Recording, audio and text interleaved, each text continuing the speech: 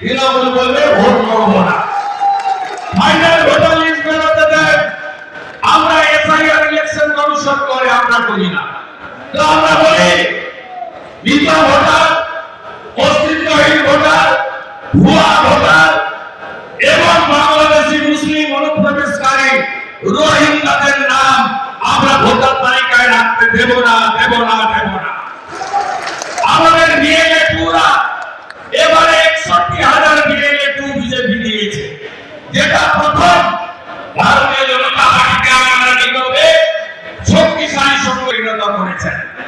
আজকে যে এসআইআর হয়রানি হচ্ছে এর জন্য দায়িত্বে তৃণমূলের প্রশাসন, কারণ ইলেকশন কমিশনে সিও ছাড়া আর কোন প্রতিনিধি রাজ্যে নেই।